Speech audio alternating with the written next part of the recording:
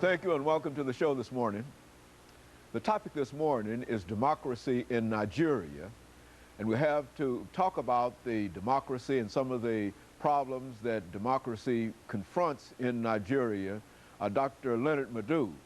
Dr. LMadu is an international lawyer, and he's the founder of an organization called Pan-African, and of course the editor of the Pan-African Journal.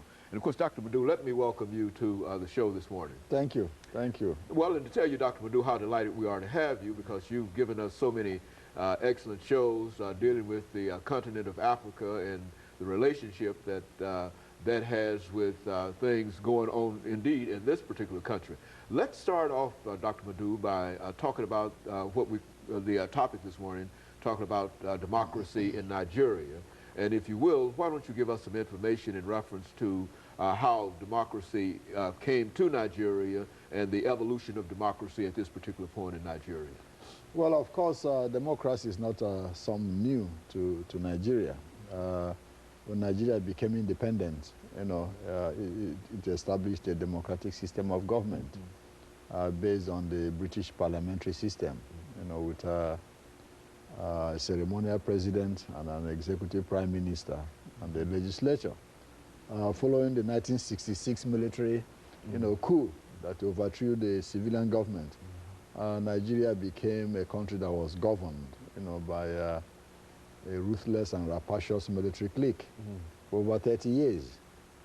They succeeded in handing over power in 1979, came back in '83 and took over again. Since then, the army remained in power till 1999, when the president political dispensation started. It's not been easy, and it's not easy, for a country that has been under the yoke and oppressive nature of military governments everywhere, to find itself suddenly, transformed into a society where people can speak freely and engage in political activities. So it's been rough since 1999, to say the least.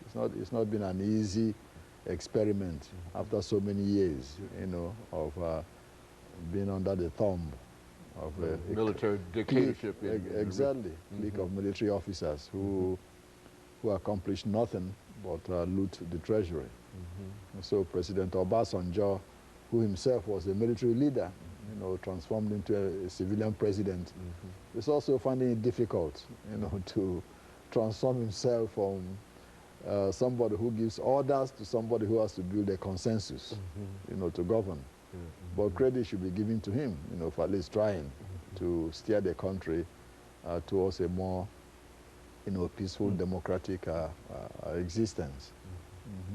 Now, some of the current problems, when we talk about democracy in Nigeria, some of the current problems really go back to the president himself. Would that not be a correct statement? In terms, I think his tenure as president is constitutionally up soon, and there's some belief that perhaps he might not be willing, perhaps because of his military nature or whatever, he might not be willing to perhaps give up, in a constitutional sense, the government. I mean, is that a correct assessment? Yes, correct in a sense. The Constitution, of the country states that the government and the governors, have to have a maximum of 8 years, 2 terms, 4 years each. Mr. Obasanjo's term ends next year, 2007, May to be specific. He hasn't said he's going to run, and he hasn't said he's not going to run.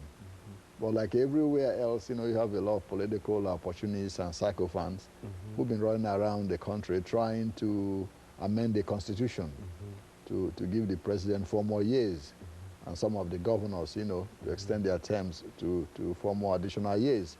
But to give President Obasanjo, credit, he hasn't said he's running. And so since he hasn't said he's running, we assume he's going to step down, next year, as the Constitution mandates. So let's wait and see, and see what happens in the next few months.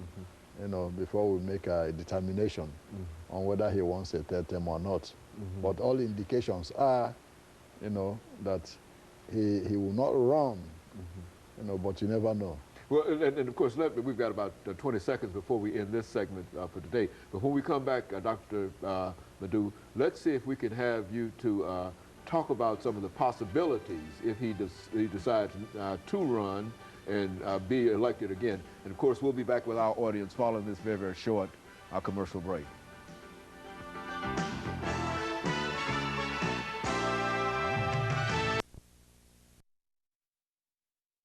We're talking to Dr. Leonard